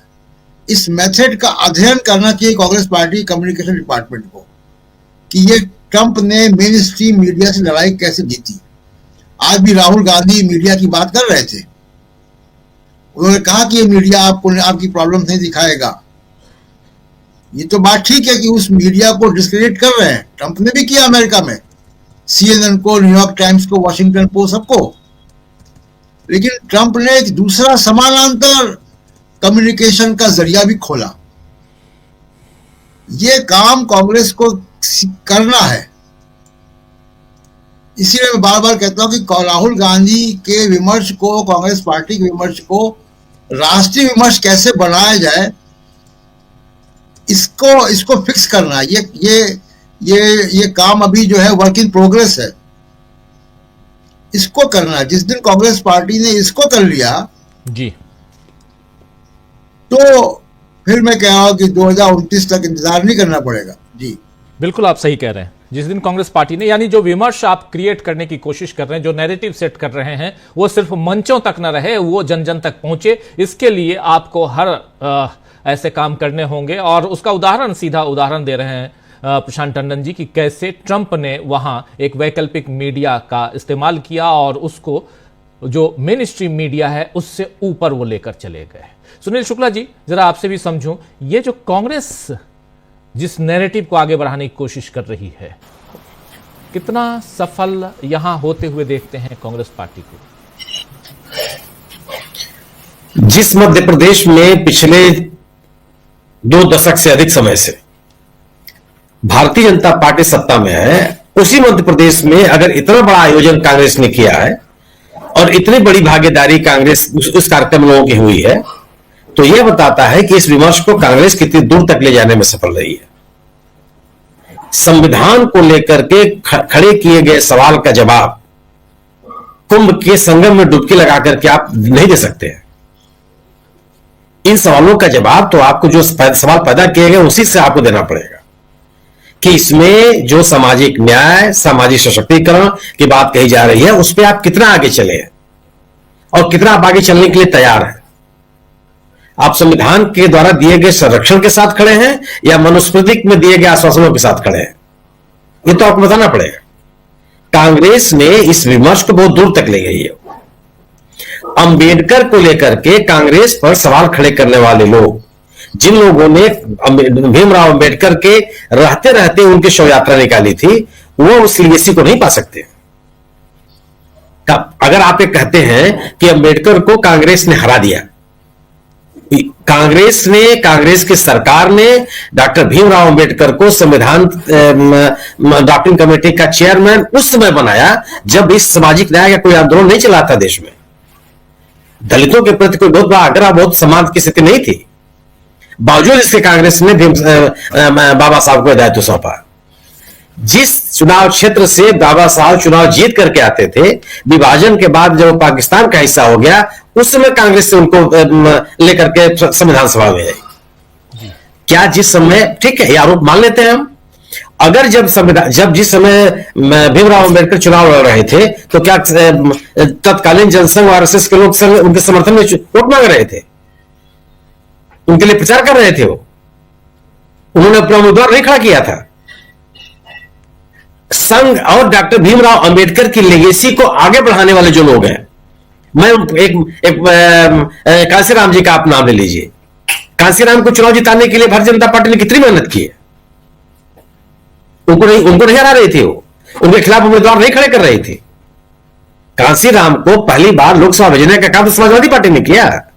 भारतीय जनता पार्टी कहती कि हमने उनको भेजा था, या वो जहां जहां चुनाव लड़े हैं वहां हमने उम्मीदवार नहीं खड़े किए। उस लेगेसी को बढ़ाने वाले किसी नेता को, किसी संगठन को, किसी भी संस्था को प्रोत्साहित किया हो? तो आप अब बाबा साहब के रहते रहते उनके खिलाफ तमाम तरह के आप आरोप लगाएंगे और उस लेगेसी के भी आप उत्तराधिकारी बन जाएंगे। संभव है क्या? क्या इस देश के लोग इस बात को समझते नहीं है? और जिन सपनों को दिखाया बाबा साहब भीमराव अम्बेडकर ने, उन सपनों की तरफ कितना बढ़ते हुए दिखाई पड़ रहे हैं। व्यक्ति पूजा का विरोध किया भीमराव अम्बेडकर ने, सरकारों के द्वारा धार्मिक गतिविधियों को प्रोत्साहित करने का विरोध किया डॉक्टर भीमराव अम्बेडकर ने, लोकतांत्रिक मूल्यों के प्रति सबको सतर्क रहने के लिए सावधान किया भीमराव अम्बेडकर ने। कितने लोकतांत्रिक संस्थाओं को आप मजबूत कर रहे हैं? सवाल इस बात का है कि केवल नारे लगा दे, स्मारक बना देने का आप श्रेय लेना चाहते हैं और उस विचारधारा पर चलने के लिए आप तैयार नहीं होंगे। कांग्रेस का जो मुहिम है बिल्कुल सही है। कांग्रेस ने इस मुहिम को बहुत दूर तक ले गई है और यह बेचैनी है भारतीय जनता पार्टी की कि भारतीय जनता पार्टी इस विमर्श को जिन आधारों पर कमजोर करने का प्रयास कर रही है, वह उस हथियार से इस अभियान को कमजोर नहीं किया जा सकता जी। इसका जवाब केवल सामाजिक न्याय और सामाजिक सशक्तिकरण ही है। लोग संविधान के प्रति इसीलिए आंख उठा के देखते हैं कि उससे ही उनको सशक्तिकरण मिलेगी। जो उनका सामाजिक पिछड़ापन है, आर्थिक पिछड़ापन है, शैक्षणिक पिछड़ापन है, वो दूर होगा। आप जो सरकार बढ़ती हुई महंगाई की बात नहीं करेगी, शिक्षा के बढ़ती हुई महंगाई की बात नहीं करेगी, स्वास्थ्य के बढ़ती हुई महंगाई की बात नहीं करेगी और वो अम्बेडकर के साथ खड़े होने का दावा भी कर लेगी, ये संभव है कहीं? सवाल इस बात का है कि अगर आप कांग्रेस के मुहिम को कमजोर करना चाहते हैं तो जो समाज के सबसे अंतिम पायदान पर बैठा हुआ व्यक्ति है उसके साथ आपको खड़ा होना पड़ेगा। कारपोरेट के साथ खड़ी हुई सरकार इस विमर्श को कमजोर नहीं कर सकती है जी। आज आपने पिछले 10 वर्षों में आपने आम आदमी को मजबूत करने के लिए क्या किया? कौन से आपने अभियान चल रखा है? आपने किसानों की बदहाली दूर कर दी, युवाओं की बेरोजगारी दूर कर दी, सामाजिक रूप से पिछड़े लोगों को मेन स्ट्रीम में लाने के लिए आपने कोई अभियान चला दिया, क्या किया? सवाल इस बात का, आप सुबह से शाम तक करते क्या?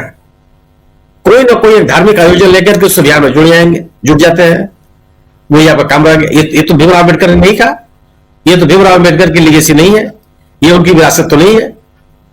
तो जो संविधान का मसला है उस मसले को केवल उसके उल्लंघन का सवाल है, उसको कमजोर करने का जो आरोप है भारतीय जनता पार्टी के ऊपर, उसका जवाब भारतीय जनता पार्टी संविधान के साथ खड़ा होकर के ही दे सकती है। और यह केवल बयानबाजी से काम नहीं चलने वाला कि आप कह दीजिए कि नहीं हम कोई इसको रोज आप संविधान के खिलाफ बयान देते हैं या संविधान के खिलाफ बयान देने वालों को लेकर के आप कोई कार्रवाई नहीं करते, उनको सावधान सतर्क नहीं करते, उनके खिलाफ कोई कार्रवाई करने के लिए आप तैयार नहीं होते, बल्कि आप समर्थन देते हुए नजर आते हैं। हिंदुत्व की बात करने वाले लोग संविधान के ऊपर संविधान को लेकर के सरकार के ऊपर लगने वाले आरोपों का जवाब नहीं दे सकते। उनको सामाजिक न्याय के साथ खड़ा होना पड़ेगा, अन्यथा कांग्रेस से जिस और वो खड़े नहीं हो सकते, क्योंकि हिंदुत्व उनके राजनीति का मूल आधार है, ध्रुवीकरण उनकी राजनीति का मूल आधार है, जो बहुत लंबे समय तक नहीं चलने वाला जी। बिल्कुल बिल्कुल आप सही कह रहे हैं। यहाँ पर संविधान और ऐसे मसले ये बहुत इंपॉर्टेंट है, लेकिन इन मसलों को कैसे आगे कि आपको किसी भी रूप में चुनाव जीतना होगा। ये कांग्रेस को जीत की ललक, जीत की भूख वो लगानी पड़ेगी और तब शायद और भी यहाँ एग्रेसिवनेस दिखे। लेकिन अभी जो मुद्दे आ रहे हैं वो मुद्दे बहुत इंपॉर्टेंट हैं। जब आप संविधान की बात करते हैं, देश के लोकतंत्र की बात करते हैं, आप अगर अंतिम पायदान के अंतिम आदमी की बात करते हैं, तो यहाँ बहुत कुछ खुद ब खुद सामने आता है और ये सारी बातें और सारे मुद्दे सामने आ जाते हैं। और इसीलिए यहाँ पर जब संविधान को लेकर राहुल गांधी अलग अलग मंचों से बात करते हैं, तो फिर लोकसभा चुनाव का रिजल्ट सामने आता है। 240 पर सिमटी हुई नरेंद्र मोदी की पार्टी बीजेपी, और इन सब पे चर्चा, और शायद यहीं से एक और उत्साहवर्धन होता है कांग्रेस पार्टी का कि संविधान का मामला जो है वो इतनी गंभीरता से इस देश की जनता ले सकती है, उसे उठा सकती है। और अब वो जय बापू, जय भीम, जय संविधान के जरिए भी इस मसले को, इस बात को, इस मुद्दे को आगे बढ़ा रही है, विमर्श बना रही है, क्रिएट कर रही है, नैरेटिव सेट हो चुका है। अब आगे कैसे बढ़ेगी कांग्रेस पार्टी, कांग्रेस का संगठन कितना मजबूत होगा, ये भी देखना होगा। और कांग्रेस का साथ देती हुई दूसरी पार्टियां जो इंडिया गठबंधन की हैं, वो कैसे आगे आती हैं, ये भी देखना होगा। लेकिन सामने दिल्ली का चुनाव है, बहुत इंपॉर्टेंट चुनाव, और कल से शायद राहुल गांधी भी, शायद मैं लगा रहा हूं क्योंकि अभी तक आधिकारिक पुष्टि नहीं हुई है, लेकिन 2 सभाएं राहुल गांधी को कल करनी है दिल्ली में, एक ओखला में और दूसरा पटपड़गंज में। देखते हैं कि क्या कहां कहां राहुल गांधी पहुंचते हैं। तबीयत उनकी आज ठीक नजर आ रही थी, लेकिन आवाज में वो खनक नहीं थी जो पहले रहती है। कल देखते हैं, थोड़ी और भी तबीयत ठीक होगी। बहुत बहुत शुक्रिया अदा करता हूं सुनील शुक्ला जी आपका, डॉक्टर राकेश पाठक जी, डॉक्टर प्रकाश हिंदुस्तानी जी, प्रशांत टंडन जी और अमलेंदु उपाध्याय जी। आप सब अगर आपने हमारा YouTube चैनल अभी तक सब्सक्राइब नहीं किया तो इसको सब्सक्राइब कर लीजिए, वीडियो को लाइक और शेयर कीजिएगा, और कमेंट करके बताइएगा भी कि इस परिचर्चा पर आपकी क्या राय है। धन्यवाद।